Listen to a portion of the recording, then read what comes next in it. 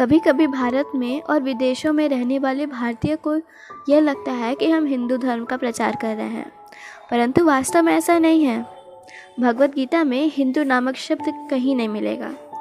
निसंदेह संपूर्ण वैदिक साहित्य में भी हिंदू नामक शब्द है ही नहीं।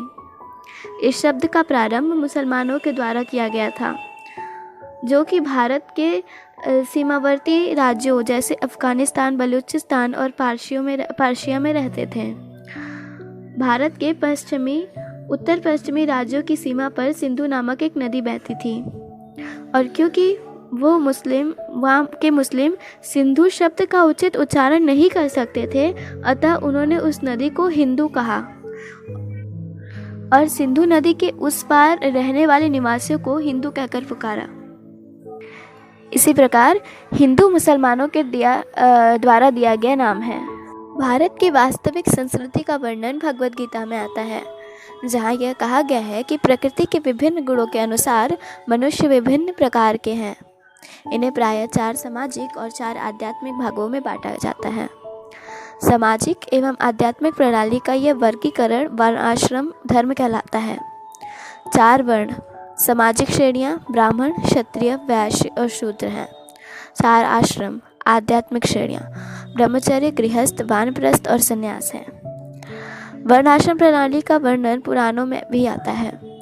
वैदिक संस्कृति की इस वर्णाश्रम संस्था का लक्ष्य सभी मनुष्यों को ऐसी शिक्षा देना है जिससे वह भगवान अर्थात कृष्ण के ज्ञान में विकास कर सके।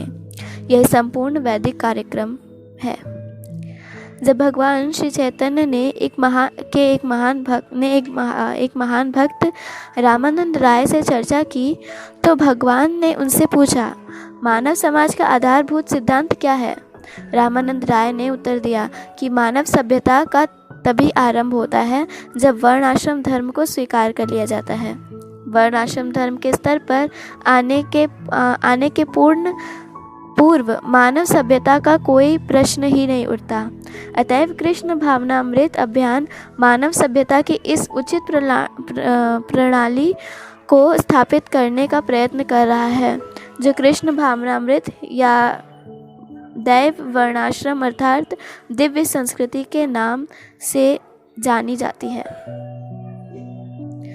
भारत में वर्ण आश्रम प्रणाली का अब तक एक विकृत रूप हो चुका है, और अब इस प्रकार ब्राह्मण सर्वोच्च सामाजिक श्रेणी के परिवार में जन्मा हुआ मनुष्य यह दावा करता है कि उसे ब्राह्मण के रूप में स्वीकार किया जाना चाहिए, परंतु शास्त्रों के द्वारा ऐसे दावे को स्वीकार नहीं किया गया है। गोत्र यानी पारिवारिक वंश के अनुसार उस मनुष्य के पूर्वज भले ही ब्राह्मण हो, परंतु यथार्थ वर्णाश्रम धर्म इसके द्वारा प्राप्त गुणों पर आधारित है। जन्म या वंश से इसका कोई संबंध नहीं है। अतः हम लोग हिंदुओं की वर्तमान कालीन पद्धति का प्रचार नहीं कर रहे हैं, विशेषकर ऐसे हिंदुओं की पद्धति जो शंकराचार्य से प्रभावित है, क्योंकि शंकराचार्य ने शिक्षा दी कि परम सत्य निराकार है, और इस प्रकार उन्होंने अप्रत्यक्ष रूप से भगवान के अस्तित्व को अस्वीकार किया। शंकराचार्य का प्रयोजन एक विशेष लक्ष्य को प्राप्त करने के लिए था। वे बौद्धवाद के प्रभाव से पश्चात वैदिक प्रभाव की पुनः स्थापना करने के लिए प्रकट हुए थे। चूँकि बौद्ध धर्म के सम्राट को सम्राट अशोक ने प्रोत्साहन दिया, 2600 वर्ष पूर्व यह बौद्ध धर्म व्यवहारिक रूप से सारे भारतवर्ष में फैल गया था। वैदिक साहित्य के अनुसार बुद्धदेव भगवान श्री कृष्ण के एक अवतार थे, जिनमें एक विशेष शक्ति थी और जो एक विशेष उद्देश्य के लिए प्रकट हुए थे। उनकी विचारधारा अथवा मत अनेक लोगों द्वारा स्वीकार कर ली गई, परंतु बौद्ध ने वेदों के प्रामाणिकता को यानी सत्ता को अस्वीकार किया। जब बौद्धवाद फैल रहा था तो उस समय भारत और अन्य स्थानों में वैदिक संस्कृति का प्रचार रुक सा गया था। चूँकि शंकराचार्य का एकमात्र उद्देश्य बौद्धवाद के दर्शन को दूर भगाना था, अतः उन्होंने मायावाद की पद्धति प्रस्तुत की।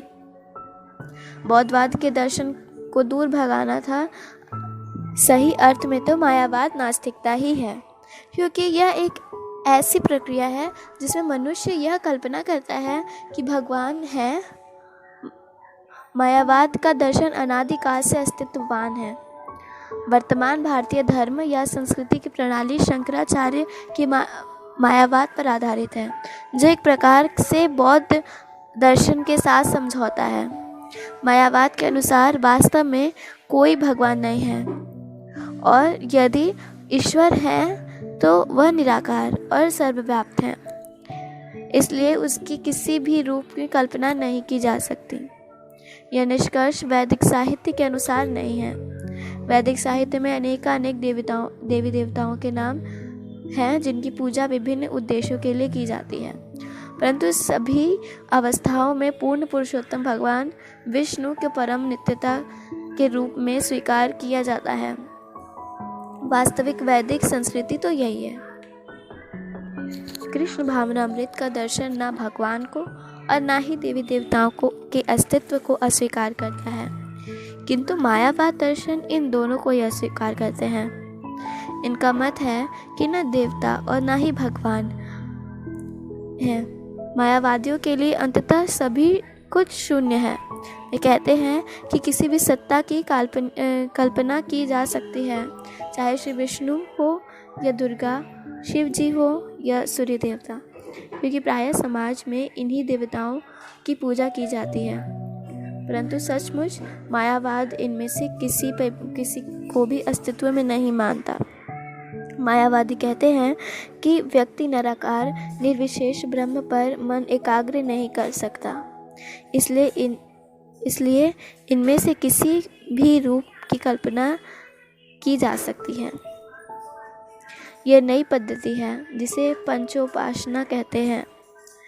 इसका आरंभ शंकराचार्य के द्वारा किया गया था, परंतु भगवद गीता ऐसा किसी भी प्रकार के सिद्धांत की शिक्षा नहीं देती और इसलिए यह प्रामाणिक नहीं है। भगवद गीता देवी देवताओं को अस्तित्व को स्वीकार करती है। वेदों में देवी देवताओं का वर्णन आता है और उनके अस्तित्व को अस्वीकार नहीं किया जा सकता।